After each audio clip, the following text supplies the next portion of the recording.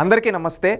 నిన్న జగన్మోహన్ రెడ్డి గారు పల్నాడు జిల్లాకు పర్యటనకి వెళ్ళడం జరిగింది, సత్తెనపల్లి నియోజకవర్గానికి. ఆ సత్తెనపల్లి నియోజకవర్గానికి వెళ్ళడానికి కారణాలు ఏంటి అని చూస్తే, జగన్మోహన్ రెడ్డి గారు అక్కడ వాళ్ళ పార్టీ కార్యకర్త చనిపోయాడు, విగ్రహావిష్కరణ అన్నాడు. విగ్రహావిష్కరణ అంటే ఎవరు అతను, ఏంటి అతను ఆ కథ అని చూస్తే, అతను ఒక బెట్టింగ్ మాఫియా నడిపించే వ్యక్తి, ఒక బెట్టింగ్ వ్యాపారి. అతను బెట్టింగ్ వేసి తెలుగుదేశం ప్రభుత్వం రాకముందుగా అతను చనిపోయాడు. దానికి ఈ జగన్మోహన్ రెడ్డి ఏమని చెప్తూ ఉన్నాడు? ఒకటి, కులాల ప్రస్తావన తీసుకొని వచ్చాడు అక్కడికి వెళ్ళి. రెండోది ఏంటంటే పోలీసులు వైఖరి అని చెప్పి చెప్తూ ఉన్నాడు. ఒకటి, అతను చనిపోయే నాటికి కనీసం చంద్రబాబు నాయుడు గారు ప్రమాణ స్వీకారం కూడా చేయలేదు. ఇతను అదేదో పురుగుల మందు తాగాడంట. ఆ మందు తాగేది రిజల్ట్స్ వచ్చిన పక్కన రోజు. అంటే ఎవరైనా కానీ ఇక్కడ గమనించండి, గతంలో జగన్మోహన్ రెడ్డి రెచ్చగొట్టిన రెచ్చలకు వైనాట్ 175 అని చెప్పి ఈ విధంగా రెచ్చగొట్టి వాళ్ళ కార్యకర్తలతో బెట్టింగ్ లేపించారు. బెట్టింగ్ లేపించి కోట్లు బెట్టింగ్ లేపించారు. వాళ్ళు నష్టపోయారు. ఆ విధంగా నష్టపోయి ఆ విధంగా కొంతమంది ప్రాణాలు విడిచారు. దీనికి కారణం ఎవరు? పూర్తిగా జగన్మోహన్ రెడ్డి. వైనాట్ 175 అనింది ఎవరు? జగన్మోహన్ రెడ్డి. బెట్టింగ్ లేపించింది ఎవరు? జగన్మోహన్ రెడ్డి. ప్రోత్సహించింది ఎవరు? అక్కడున్న అనిల్ కుమార్. ఈ విధంగా ఇలాంటి వాళ్ళందరూ ప్రోత్సహించి ఈ విధంగా చేసి ఆఖరికి ప్రాణాలు పోయే విధంగా చేశారు. దీన్ని ఈరోజు రాజకీయం చేయడం కోసం ఏంటంటే, ఒక కులం పైన చూపించి ఆ కులాన్ని దగ్గర తీసుకొని ఆ కులాలను విధంగా వేధించారని చెప్పి చెప్పడం కోసం, ఇంకొకటి కక్ష సాధింపని, ఇవి రెండు చెప్పడం. ఇవి రెండు పూర్తిగా అసత్యాలు. ఇక్కడ ఒకటి గమనించండి, నిన్న అక్కడికి వెళ్ళే క్రమంలో జగన్మోహన్ రెడ్డి గారు ఎంతమంది ప్రాణాలు తీశాడు? 2 ప్రాణాలు తీశారు, వాళ్ళ పార్టీ కార్యకర్తలవి. అక్కడ వాళ్ళు చనిపోయిన వాళ్ళని కనీసం ప్రస్తావించిన ఆగి కూడా అక్కడెక్కడ మాట్లాడలేదు, వెళ్ళిపోయాడు. అంటే రక్తం కోరుకోదా అంటారు కదా అదేదో సినిమాలో, ఆ విధంగా వెళ్ళిపోయి అక్కడికి వెళ్ళి కులాల ప్రస్తావన తీశాడు. ఒకటి గుర్తుపెట్టుకోండి, జగన్మోహన్ రెడ్డి గారు, మీరు ఈరోజు ఏదైతే కులాల ప్రస్తావన తీస్తున్నారో అదే కులాల ప్రస్తావన మీకేమవుతుందంటే యమపాసం అవుతుంది, గుర్తుపెట్టుకోండి. ఇంకొకటి, ఇదంతా కాకుండా నేను చెప్పదలుచుకున్నది, అక్కడ పర్యటనకి వెళ్ళే సందర్భంలో జగన్మోహన్ రెడ్డి గారు కొన్ని కటౌట్స్ రూపంలో కొన్ని ఇవి పెట్టారు, ఫ్లకార్డ్స్ పెట్టారు. ఈ ఫ్లకార్డ్స్ ఎలాంటి మెసేజ్ ఇస్తున్నాయి? రాష్ట్రంలో ప్రజలందరూ ఆలోచించాలి, ముఖ్యంగా యువత, మహిళలు ఆలోచించాలి. ఎందుకని చెప్తున్నానంటే, ఇక్కడ చూడండి, ఒకడు అంటాడు ఏమని, అన్న వస్తాడు అంతు చూస్తాడు అని చెప్పి ఇక్కడ ఒకటి రాసున్నారు. ఇక్కడ ఒక పిల్లోడు పెట్టుకున్నాడు, అన్న వస్తాడు అంతు చూస్తాడు. ఎప్పుడు వస్తాడు? ఎవరంతు చూస్తాడు? ప్రజలంతు చూస్తాడా? వీళ్ళు ఒకటి గమనించండి, గతంలో వీళ్ళు అధికారంలో ఉండేటప్పుడు రాష్ట్రం అంతా రౌడీజం చేశారు, ఎట్లా పడితే అట్లా వేధించాడు సామాన్యుల్ని.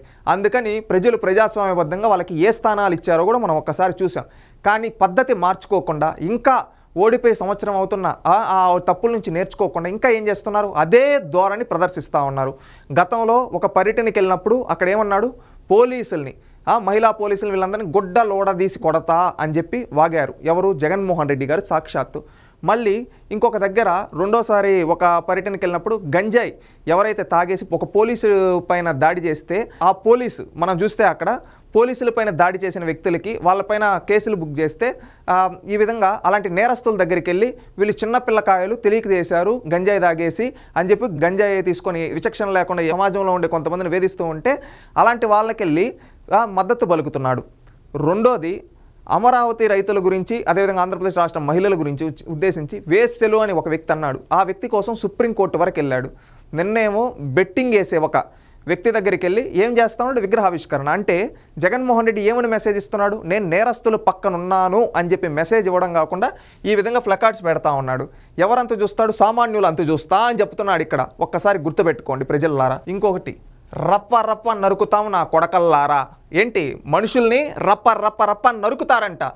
ఎవరు? వైసీపీ వాళ్ళు. ఇక్కడ ఒకడు పెట్టుకో అన్నాడు, ఒకడు కాదు, ఒక గ్రూప్ ఆఫ్ బ్యాచ్ ఈ విధంగా పట్టుకొని ఫ్లకార్డ్స్ పెట్టుకొని ప్లే చేస్తూ ఉన్నారు. ఇది చూస్తే ఇక్కడ 2029లో వైఎస్ఆర్సీపీ వచ్చిన వెంటనే గంగమ్మ తల్లి జాతరలో వేట తలలు నరికినట్టు రప్ప నరుకుతాం ఒక్కొక్కరిని అంట. ఉన్ని నరుకుతావు?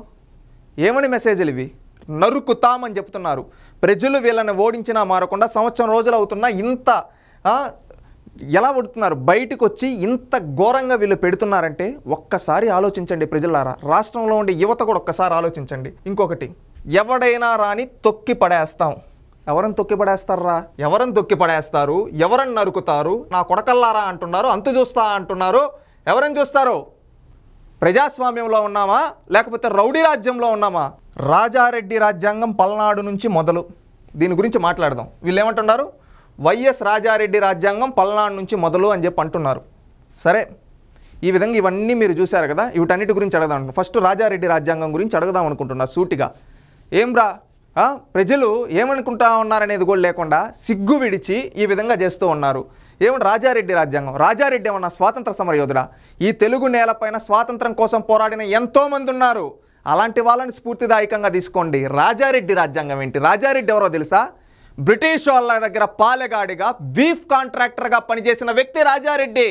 బ్రిటిష్ వాళ్ళ దగ్గర బీఫ్ కాంట్రాక్టర్ రాజారెడ్డి. ఆ రాజారెడ్డి రాజ్యాంగం నడిపిస్తారా? ఈరోజు రాష్ట్రంలో అంబేద్కర్ రాజ్యాంగం నడుస్తుంది. మీరు ఒక భారతీయులుగా ఉండి అంబేద్కర్ రాజ్యాంగాన్ని స్ఫూర్తిగా తీసుకోవాలి కానీ అంతే బ్రిటిష్ వాళ్ళ దగ్గర పాలెగాడిగా పనిచేసిన వ్యక్తి ఎవరైతే ఉన్నారో రాజారెడ్డి, ఆ రాజారెడ్డి రాజ్యాంగం నడిపిస్తున్నారు. 5 ఏళ్ళు రాజారెడ్డి రాజ్యాంగం నడిపిస్తే ప్రజలు మీకు ఏ స్థానాలు ఇచ్చారో గుర్తులేదా? ఇంకా మారకుండా ఇలాంటి పద్ధతుల ఒక్కసారి ఆలోచించండి. ఏంటంటే ఇలాంటి రాజారెడ్డి లాంటి రౌడీలని, రాజారెడ్డి లాంటి బ్రిటిష్ వాళ్ళకి పనిచేసిన బీఫ్ కాంట్రాక్టర్లని వీరు తీసుకొని విధంగా రాష్ట్రంలో ఉండే న్యూట్రల్స్ ఎవరైతే ఉన్నారో యువత, మహిళలు ఆలోచించండి. వీళ్ళు ఈ విధంగా ఓపెన్గా చెప్తున్నారంటే మళ్ళీ ఇంకొకసారి వస్తే రాష్ట్రంలో ప్రజలను బతకనిస్తారా? గతంలో ఏ విధంగా వేధించారు చూసాం. ఒక డాక్టర్ సుధాకర్, ఒక డ్రైవర్ సుబ్రహ్మణ్యం, ఎంతోమంది బడుగు బలహీన వర్గాల వాళ్ళని చంపారు. రేపు కూడా వీళ్ళు వస్తే మేము చంద్రబాబు నాయుడు కంటే ఎక్కువ అభివృద్ధి చేస్తామని చెప్పటంలే, సంక్షేమం చేస్తామని చెప్పటంలే, అభివృద్ధి సంక్షేమం గురించి మాట్లాడటంలే, రౌడీయిజం గురించి మాట్లాడుతున్నారు వీళ్ళు. ఇలాంటి వాళ్ళు రాజకీయాల్లో ఉండకూడదు. చంద్రబాబు నాయుడు గారిని కూడా కోరుకునేది ఒకటి, ఇలాంటి వ్యక్తులపైన చట్ట ప్రకారంగా చర్యలు తీసుకోండి. వీళ్ళు లా అండ్ ఆర్డర్ కంట్రోల్ లేకుండా చేయాలనుకుంటున్నారు రాష్ట్రంలో. ఇంకొకటి ఏంటంటే వీళ్ళు నేరస్తులను తయారు చేస్తున్నారు జగన్మోహన్ రెడ్డి గారు. ఎలాంటి నేరస్తులను తయారు చేస్తున్నాడు? ఇప్పుడు వీళ్ళు పట్టుకోండేదంతా యువత. ఎలాంటి దాని గురించి ఆలోచించాలి? రాష్ట్రం గురించి ఆలోచించాలి. రాష్ట్రానికి అభివృద్ధి గురించి, సంక్షేమం గురించి, కొత్త పాలసీలు తీసుకొని రావడానికి యువటి గురించి ఆలోచించకుండా రాష్ట్రంలో యువత చేత ఈ విధంగా రౌడీజం చేపిస్తా, గూండాయిజం చేపిస్తా అంటున్నాడు జగన్మోహన్ రెడ్డి. ఇది కరెక్టా? ప్రజలందరూ ఒక్కసారి ఆలోచించండి. మళ్ళీ చంద్రబాబు నాయుడు గారేమో యువతని మీరు మంచిగా చదువుకోండి, మంచి ఉద్యోగాలు దండి, మీ కుటుంబానికి అండగా నిలబడండి, ప్రపంచం గర్వించదగ్గ వ్యక్తులుగా మీరు తయారవ్వండి అని చెబుతూ ఉంటే ఈ జగన్మోహన్ రెడ్డి ఏమని చెప్తున్నాడు? గంజాయి దాకా కొట్టండి, పోలీసులను కొట్టండి అని చెప్తున్నాడు. మీరు బెట్టింగ్లు వేయండి, నేను అండగా నిలబడతానంటా ఉన్నాడు. మీరు కత్తులు పట్టండి, నరికి చంపేయండి అని చెప్పి ఏంది ఈ విధంగా చేస్తున్నాడు జగన్మోహన్ రెడ్డి? రాజకీయ నాయకుడు కాదు, ముఠా నాయకుల్లాగా ఈరోజు ప్రవర్తిస్తున్నాడు. ఇవన్నీ చూస్తూ ఉంటే సిగ్గుచేటు నిజంగా. దాన్ని గౌరవ ముఖ్యమంత్రి చంద్రబాబు నాయుడు గారిని కూడా కోరుకునేది ఒకటే, ఇలాంటి చేసే వాళ్ళపైన చట్ట ప్రకారంగా చర్యలు తీసుకోండి సార్. ఎందుకంటే ఈరోజు వీళ్ళు పాడు చేసేది రాష్ట్రంలో ఉండే యువతని. ఈ విధంగా ఇదేదో హీరోయిజం అనుకుంటున్నారు వీళ్ళు. ఇది హీరోయిజం కాదు, రౌడీయిజం వీళ్ళు చేసేది. ఇది ప్రజలందరూ గమనించాలి, రాష్ట్రంలో ఉండే ప్రజలందరూ గమనించాలి. ఈరోజు ఎక్కడికి అతను ఏదన్నా మంచి కార్యక్రమానికి వెళ్తూ ఉన్నాడా? ఒక బెట్టింగ్ వేసి ఒక నాగమల్లేశ్వరరావు అనే అతను ఎంతోమందిని వేధించాడు వైఎస్ఆర్సీపీ అధికారంలో ఉండేటప్పుడు. ఇతను కోట్ల బెట్టింగ్ వేసి అతను చచ్చిపోతే అలాంటి ఒక బెట్టింగ్ వేసిన అతని దగ్గరికి వెళ్ళి బెట్టింగ్లు వేసి ఈ విధంగా నడిపించే గోండా దగ్గరికి వెళ్ళి అతనిది ఈ విధంగా విగ్రహావిష్కరణలు చేస్తున్నాడంటే సమాజానికి ఏం మెసేజ్ ఇస్తున్నాడు? రేపు డ్రైవర్ సుబ్రహ్మణ్యం చంపిన అనంతబాబుకి విగ్రహం పెట్టిస్తా, బట్టలు వేడి తీసుకున్న గోరంట్ల మాధవ్కి విగ్రహం పెట్టిస్తాను, ఈ విధంగా మహిళల్ని వేశ్యలు అంది కృష్ణంరాజు అతనికి విగ్రహం పెట్టిస్తా అని చెప్పి మెసేజ్ ఇస్తున్నావా జగన్మోహన్ రెడ్డి? ఈ విధంగా నేరస్తులకు అండగా నిలబడి ఏం మెసేజ్ ఇస్తున్నావు? దీనికి సమాధానం చెప్పు ఆంధ్రప్రదేశ్ రాష్ట్ర ప్రజలకి. లేదంటే నేను ఇట్టే ఉంటా ఇట్టే పోతా అంటే గుర్తుపెట్టుకో, ప్రజాస్వామ్యంలో ఇలాంటి రౌడీజం, గుండాయిజం ఎక్కువ రోజులు నడవదు జగన్మోహన్ రెడ్డి. పాతాళానికి తొక్కేస్తారు నిన్ను. నువ్వు ఏదేదో హీరోయిజం అనుకుంటున్నావు, రౌడీజం చేసేది ప్రజలందరూ ఇంకా మారలేదురా ఈ రాక్షసుడు అంటూ ఉన్నారు జగన్మోహన్ రెడ్డి గారు. తెలుసుకొని మారండి ఇకనైనా.